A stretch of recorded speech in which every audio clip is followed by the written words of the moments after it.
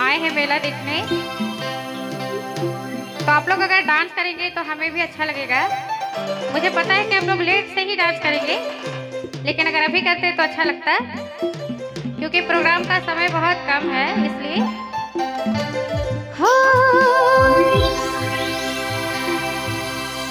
चलिए आप लोगों के सामने डांस करेंगे।